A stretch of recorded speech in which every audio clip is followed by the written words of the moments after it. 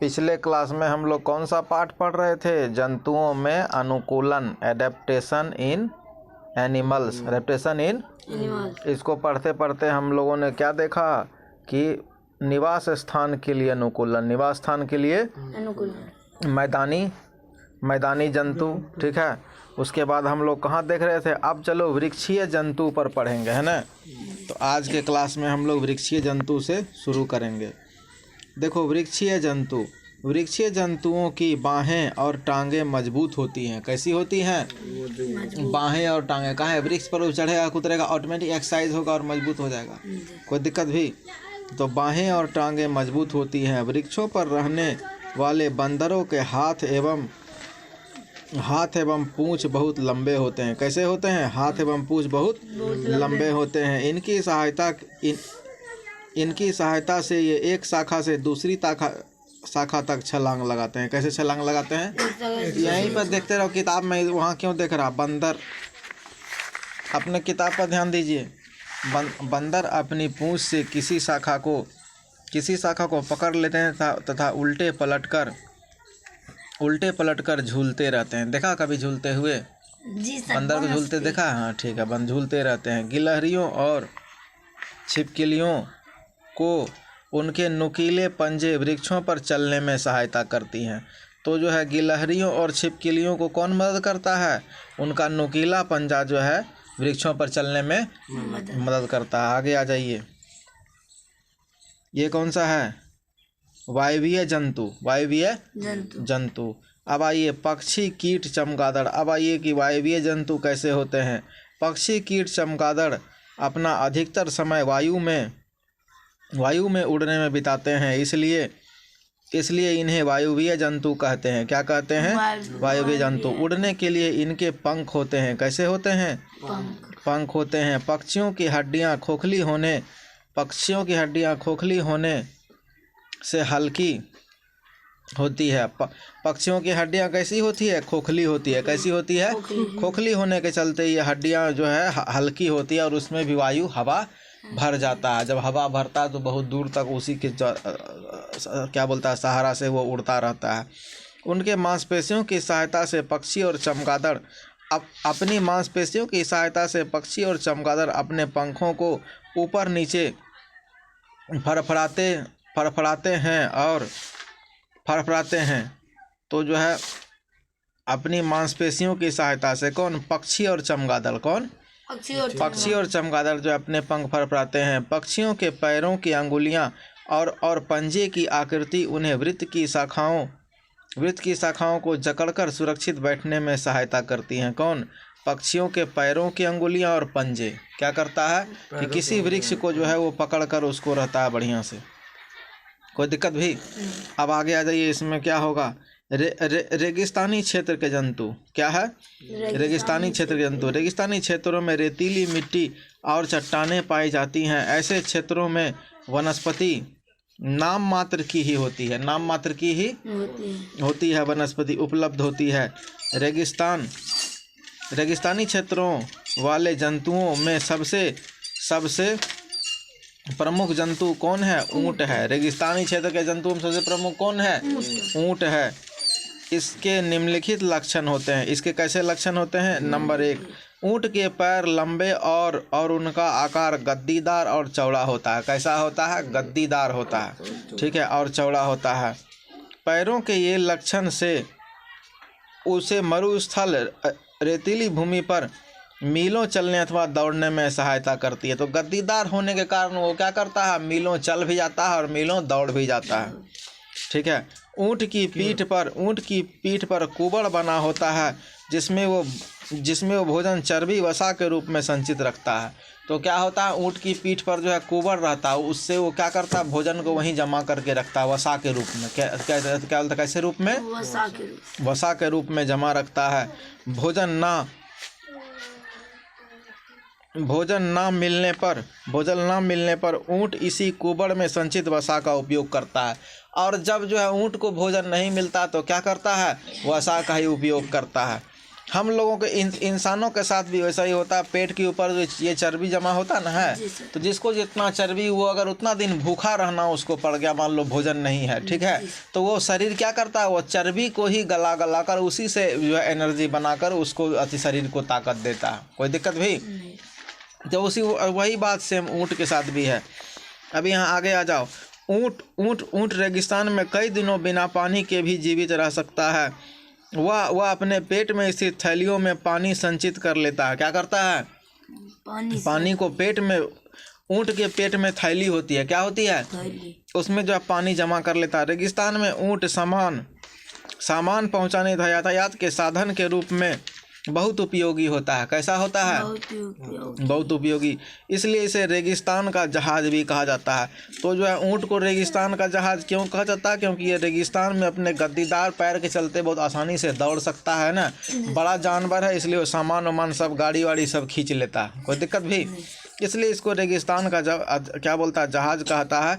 और क्या है, वो जो है अपने पेट में जो है, उसके पेट में थैली होती है, वो थैली में जो है पानी जमा रखता है ना, उसको पानी नहीं चाहिए, पानी क्या बोलता है, नहीं चाहिए, इसलिए इसको रेगिस्तान का जहाज कहता है। कई दिनों तक वह बिना पानी पिए ही चलता रहता है ना। तो रेगिस्तान में सबसे ज़्यादा अभाव किस चीज़ का होता है? पानी का ना।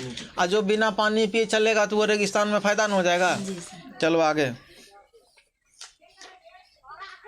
रेगिस्तानी क्षेत्रों में पाए जाने वाले कुछ अन्य जंतु हैं। कौन है? बिच्छू, सांप, छिपकली। कोई दिक्कत भी? तो रेगिस्तान में ये सारे पाए जाते हैं।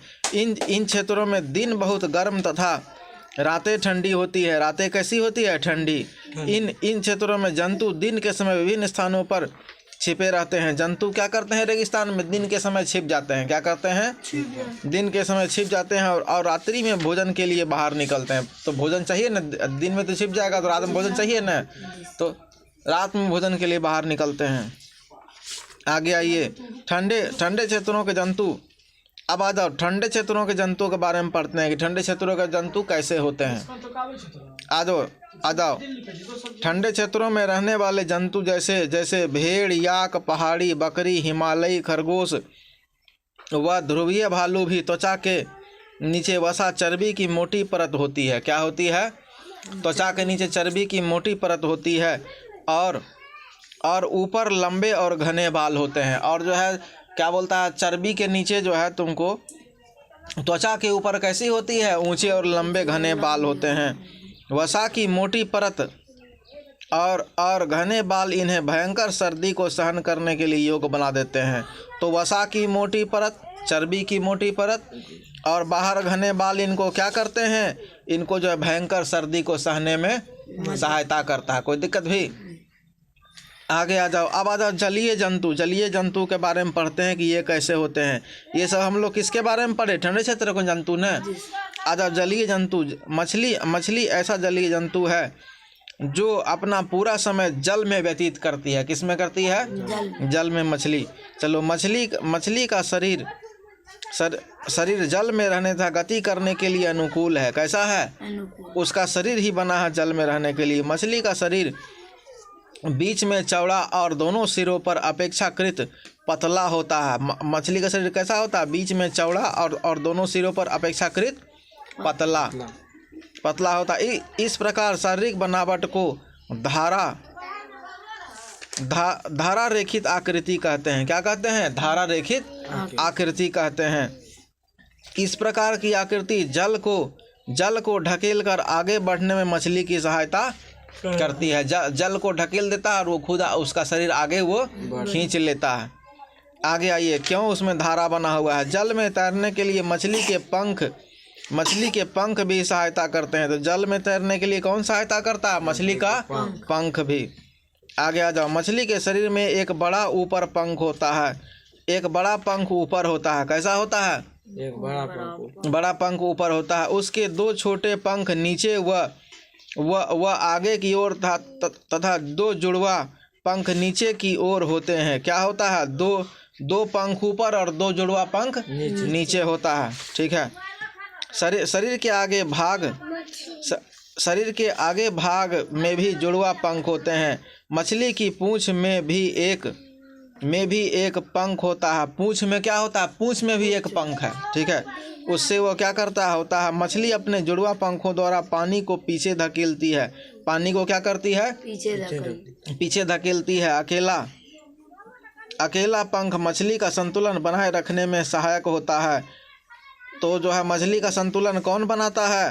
अकेला पंख ही मछली का संतुलन बना देता है। कोई दिक्कत भी? अब आ जाओ। पूछ पंख को इधर उधर मोड़कर मछली अपनी दिशा बदलती है, और पीछे का जो पूंछ है उसको मोड़कर इस दिशा से उस दिशा, उस दिशा से उस दिशा को बदल लेता है। चलो, तो मछली अपनी दिशा कैसे बदलती है? पूछ पंख को इधर उधर मोड़कर। मछली अपनी दिशा कैसे बदलती है? पूछ पंख को मोड़कर। आगे आ जाइए। मछली जल में तेजी से अपना मुंह खोलती और बंद करती रहती है। जब मुंह खोलती है तो जल अंदर जाकर गिलों के ऊपर बहता है। गिल गलफड़े जल से ऑक्सीजन सोख लेते हैं। अब जो है यह बहुत बड़ा सवाल है कि मछली जो है जल में अपना मुंह क्यों खोलती रहती है बार बार? बात समझ रहा है? जल में जो है क्यों खोलती है? क्योंकि जैसे ही वह मुंह खोलती है पानी जो है उसके मुंह में जाता है, पानी और पानी में जो ऑक्सीजन मौजूद है उसका गलफड़ा उस ऑक्सीजन को खींच लेता है, उस ऑक्सीजन को खींच लेता है। तो जो है अब आ जाओ देखते हैं। मछली के अतिरिक्त जल में जल मकड़ी, मछली के अलावे कौन है? जल में जल मकड़ी, वाटर स्केटर आदि जंतु भी रहते हैं। समुद्र के खारे जल में भी ये क्या लिखा हुआ? अनेक जंतु रहते हैं, जैसे कि ऑक्टोपस, स्पंज, केकड़ा, समुद्री घोड़ा, झींगा, व्हेल आदि। कोई दिक्कत भी? तो ये सब भी जो है जल के प्राणी हैं। देखो यहाँ फोटो दिया हुआ ना है। तो कौन कौन है जल के प्राणी? ऑक्टोपस, स्पंज, केकड़ा, समुद्री घोड़ा, झींगा, व्हेल आदि। आगे आ जाइए। व्हेल को लोग मछली समझने की भूल करते हैं। व्हेल को भी लोग, चूँकि उसका भी आकार मछली के जैसा ही बड़ा है मगर आकार कैसा है? मछली कैसा। तो व्हेल को लोग मछली समझने की भूल कर देते हैं। व्हेल एक स्तनधारी जंतु है। व्हेल क्या है? स्तनधारी जंतु, लेकिन वह जल में रहता है। कहाँ रहता है? जल में। और जब उसको सांस लेना होगा तो वो जल के ऊपर आके इसे मुँह उठा के एक बार सांस ले लिया, फिर भी इधर चला जाता है। समझ रहा है? चलो आ जाओ। यह फेफड़े से श्वास लेता है। किससे श्वास लेता है? फेफड़े से। इसलिए वो पानी वाला, वो मछली वाला काम उसमें नहीं हो पाता है। वह जो फेफड़े से सांस लेता है, ठीक है। इसके सिर ऊपर उसकी नाक के नथुने होते हैं, ठीक है। समय समय पर व्हेल अपने नथुने जल से ऊपर निकालकर वह श्वास लेती रहती है। क्या करती है? वो जो है जल से जो है नथुना ऊपर निकालकर श्वास लेती रहती है, ठीक है। तो आज की क्लास में यहीं तक रहने दो, फिर आगे जो है जलीय जंतु और फिर इसी पाठ में और आगे पढ़ेंगे, ठीक ना। आज के लिए यहीं तक।